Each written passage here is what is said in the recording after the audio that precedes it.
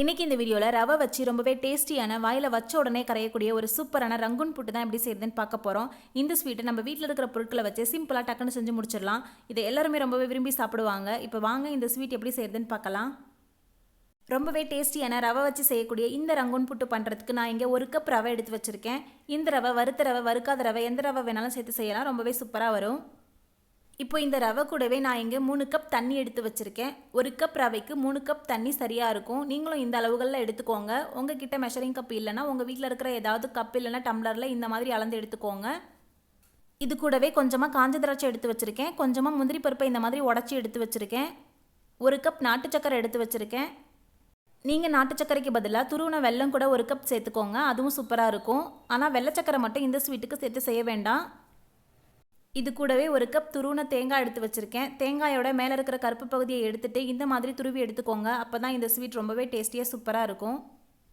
இது கூடவே வாசனைக்காக கொஞ்சம் ஏலக்காய் பவுடர் எடுத்து வச்சுருக்கேன். அதுக்கப்புறம் ஒரு பின் சால்ட் எடுத்து வச்சுருக்கேன். கூடவே ஒரு 1/4 கப் அளவு நெய் எடுத்து வச்சுருக்கேன். 1/4 கப் நெய்யை இந்த ஸ்வீட்டுக்கு போதுமானது. உங்களுக்கு நெய் அதிகமாக சேர்த்து ஸ்வீட் சாப்பிட பிடிக்கும்னா நீங்கள் இன்னும் கூட நெய் சேர்த்து இந்த ஸ்வீட் செஞ்சுக்கலாம். அவ்வளோதான். இப்போ இந்த ஸ்வீட் செய்யறதுக்கு ஸ்டவ் ஆன் பண்ணி இந்த மாதிரி ஒரு கடாய் வச்சுக்கோங்க. இதில் நம்ம எடுத்து வச்சிருந்த நெய்யிலேருந்து 1 ஸ்பூன் நெய் மட்டும் சேர்த்துக்கோங்க. இந்த நெய் கொஞ்சம் சூடானதுக்கு அப்புறமா இதில் உடச்சி வச்ச முந்திரி பருப்பு சேர்த்துக்கோங்க. ஸ்டவ்வை லோ ஃப்ளேம்லேயே வச்சுட்டு இந்த முந்திரி பருப்பு கொஞ்சம் நிறம் மாறி வர அளவுக்கு இதை நம்ம வறுத்து எடுத்துக்கலாம். இப்போ இந்த முந்திரி பருப்பு கொஞ்சம் நிறம் மாறி வரட்டும். இப்போ பாருங்கள், முந்திரி பருப்பு ஓரளவு நிறம் மாறிடுச்சு. இப்போ இந்த ஸ்டேஜில் நம்ம எடுத்து வச்சுருந்த காஞ்ச திராட்சையை சேர்த்துக்கோங்க. இப்போ இதையும் கரிஞ்சிடாமல் ஸ்டவ்வை லோ ஃப்ளேம்லேயே வச்சுட்டு நல்லா வறுத்தெடுத்துக்கோங்க. இந்த மாதிரி நெய்யில் நட்ஸ் எல்லாம் நம்ம வறுத்தெடுத்து சேர்க்கும்போது ஸ்வீட் ரொம்பவே சாப்பிட்றதுக்கு டேஸ்டியாக இருக்கும். பாருங்கள், நாம் சேர்த்த முந்திரி திராட்சை எல்லாமே நெய்யில் சூப்பராக வறுபட்டு வந்துருச்சு. இப்போ இதுக்கு மேலே இதை நம்ம வறுத்தெடுக்க வேண்டாம். இந்தளவே போதுமானது. இப்போ இதை நம்ம நெய்யிலிருந்து வடித்து எடுத்து ஒரு பிளேட்டுக்கு மாற்றி வச்சுக்கலாம். இப்போ பாருங்கள், இந்த மாதிரி ஒரு பிளேட்டுக்கு மாற்றி வச்சாச்சு. இப்போது அதே நெய்யிலேயே நாம் எடுத்து வச்சுருந்த ரவையை சேர்த்து வறுத்தெடுத்துக்கலாம். வறுத்த ரவை, வறுக்காத ரவை, எந்த ரவை நீங்கள் எடுத்திருந்தாலும் ஒரு தடவை நெய்யில் இந்த மாதிரி வறுத்துட்டு செய்யும்போது ஸ்வீட் ரொம்பவே டேஸ்டியாக இருக்கும். அதனால் கண்டிப்பாக இந்த ஸ்டெப்பை ஸ்கிப் பண்ணிடாதீங்க. இந்த மாதிரி நல்லா வறுத்தெடுத்துக்கோங்க. ஸ்டவ்வை லோ ஃப்ளேமே வச்சுட்டு ரவை நிறம் மாறிடாமல் இதை நெய்யில் நல்லா வறுத்தெடுத்துக்கலாம். ரவை நெய்யில் வறுபடும் போதே அவ்வளோ ஒரு மணமாக இருக்கும். இப்போ பாருங்கள், நம்ம சேர்த்த ரவை நெய்யில் சூப்பராக வறுபட்டு வந்துருச்சு. இப்போ இந்த ஸ்டேஜில் ஸ்டவ் ஆஃப் பண்ணிவிட்டு இதை வேறு ஒரு பிளேட்டுக்கு நம்ம மாற்றி வச்சுக்கலாம். இனிமேல் உங்கள் வீட்டில் இருக்கிறவங்க ஸ்வீட்ஸ் கேட்டால் ரவை வச்சு இந்த ரங்குன் புட்டு செஞ்சு கொடுங்க. ரொம்பவே சூப்பராக இருக்கும். இப்போது அதே கடாயிலேயே மறுபடியும் 1 ஸ்பூன் நெய் சேர்த்துக்கோங்க. இந்த நெய் கொஞ்சம் சூடானதுக்கு அப்புறமா நம்ம எடுத்து வச்சுருந்த தேங்காயை சேர்த்துக்கோங்க. இந்த தேங்காயையும் நெய்யில் நல்லா நம்ம வறுத்தெடுத்து இந்த ஸ்வீட் செய்யும்போது அட்டகாசமாக இருக்கும். இப்போ இந்த தேங்காயை ஸ்டவ் லோ ஃப்ளேம்லேயே வச்சுட்டு நெய்யில் நல்லா வறுத்தெடுத்துக்கோங்க. கரிஞ்சிடாமல் பார்த்து வறுத்தெடுத்துக்கோங்க. பாருங்கள், தேங்காய் சூப்பராக நெய்யில் வறுபட்டு வந்துருச்சு. இப்போ இந்த ஸ்டேஜில் ஸ்டவ் ஆஃப் பண்ணிவிட்டு இதையும் வேறு ஒரு பிளேட்டுக்கு நம்ம மாற்றி வச்சுக்கலாம். அவ்வளோதான், நெய்யில் நம்ம வறுக்க வேண்டிய எல்லா பொருளையும் வறுத்தெடுத்தாச்சு. இப்போ பாருங்கள், நாம் வறுத்தெடுத்த தேங்காய், ரவை, முந்திரி, திராட்சை எல்லாமே சூப்பராக ரெடியாக இருக்குது. இப்போ நம்ம சட்டுன்னு ஸ்வீட் செஞ்சிடலாம்.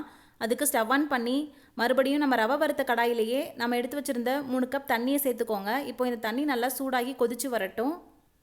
தண்ணி நல்லா கொதிச்சு வந்ததுக்கப்புறமா நாம் எடுத்து வச்சுருந்த ரவையை சேர்த்துக்கலாம். இப்போ பாருங்கள், தண்ணி நல்லா கொதிச்சு வந்துருச்சு. இப்போ இந்த ஸ்டேஜில் நம்ம நெய்யில் வறுத்தெடுத்து வச்சுருந்த ரவையை சேர்த்துக்கோங்க. ரவை சேர்த்ததுக்கப்புறமா இது கட்டிகள் எதுவும் இல்லாத மாதிரி இது நல்லா கலந்து விட்டுக்கோங்க.